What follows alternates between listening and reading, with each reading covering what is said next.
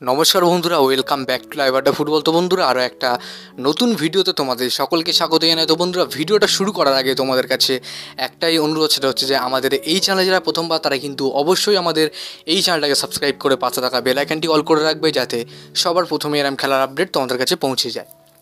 তো বন্ধুরা, ভিডিওটা শুরু করার আগে তোমাদের কাছে একটা রিকোয়েস্ট করবো, যারা প্রথম এসে আমাদের এই চ্যানেলে তারা কিন্তু অবশ্যই চ্যানেলটাকে সাবস্ক্রাইব করে দাও, এবং যারা আমাদের এই ভিডিওটা ফেসবুক থেকে দেখছো তারা কিন্তু অবশ্যই ফেসবুকে একটা করে লাইক এবং প্রোফাইলটাকে ফলো করে নাও।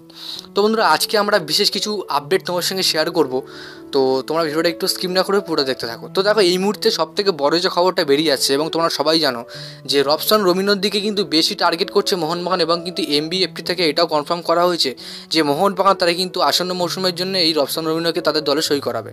তো সেক্ষেত্রে অনেকের একটা মাথায় একটা টেনশন আছে যে রবসান রবিনো খুব একটা ভালো চয়েস হচ্ছে না মোহনবাগানের জন্য।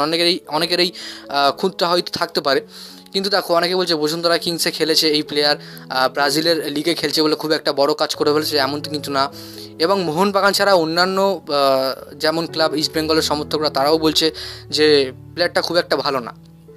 তো দেখো, প্লেয়ারটা ভালো হোক বা না ভালো, আমাদের থেকে কিন্তু ভালো বুঝবে ম্যানেজমেন্ট। তো সেক্ষেত্রে যেটুকু খবর আমার কাছে পাওয়া যাচ্ছে, দেখো, রবসান রবিনের পরেও কিন্তু মোহনবাগানের আরও একটা বিদেশি লাগবে। তো সেক্ষেত্রে টম অ্যালডারওয়েটকে কিন্তু মোহনবাগান ছেড়ে দেবে। তো তার বদলে কাকে আনবে, অর্থাৎ মোহনবাগান কাকে আনবে? দেখো, থাম্বেলটা তোমরা দেখে অবশ্যই বলবে যে প্লেয়ারটার নাম কি। দেখো, থাম্বেলটা আমি দিয়েছি এই কারণে যাতে তোমাদের যাতে বোঝাতে পারি পুরোপুরি, মানে ভিডিওটাতে পুরোপুরি বোঝাতে পারি যে অ্যাকচুয়ালি কি রবসান রবিনো আসবে নাকি মোহনবাগান তারা অন্য কোনো প্লেয়ারকে টার্গেট করেছে। দেখো, রবসান রবিনো সাথে কিন্তু অ্যাডভান্স টলকে একটা কথাবার্তা চলছে, অর্থাৎ মোহনবাগান তারা কিন্তু একটা কথাবার্তা এক পর্যায়ে কিন্তু অনেকটাই চলে গেছে। তো সেক্ষেত্রে অনেকে বলছে যে কথাবার্তা এগোয়নি, এটা কিন্তু ভুল কথা। আমি তোমাদেরকে বলছি কথাবার্তা অনেকটাই এগিয়ে গেছে, এবং সব কিছু যদি ঠিকঠাক থাকে তাহলে কিন্তু অবশ্যই মোহনবাগান রবসান রবিনোকে সই করাবে। তো যাদের এটা মেনে নিতে কষ্ট হচ্ছে, এটাই কিন্তু সত্যি।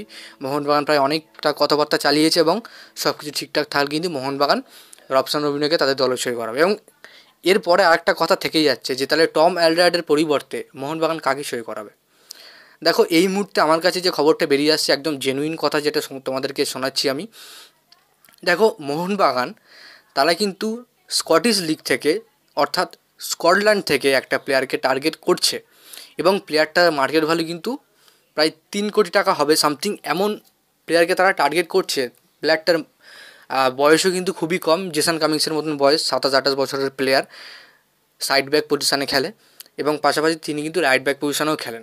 তো প্লেয়ারটার সাথে মোহনবাগান কথাবার্তা চালাচ্ছে, খুব একটা আগাগোড়া কথা হয়নি, তবে ঠিকঠাক থাকলে কিন্তু মোহনবাগান তাকে সই করিয়ে নেবে, এবং প্লেয়ারটার নাম কিন্তু তোমাদেরকে আমি কালকে বলবো। যাক বন্ধুরা, আজকের জন্য ভিডিওটা এতটাই ছিল। ভিডিওটা ভালো লাইক করে দিও, এবং চ্যানেলে প্রথমবারের জন্য হয়তো চ্যানেলটাকে সাবস্ক্রাইব করে পাশে থাকা বেল আইকনটি অল করে রেখো। ধন্যবাদ।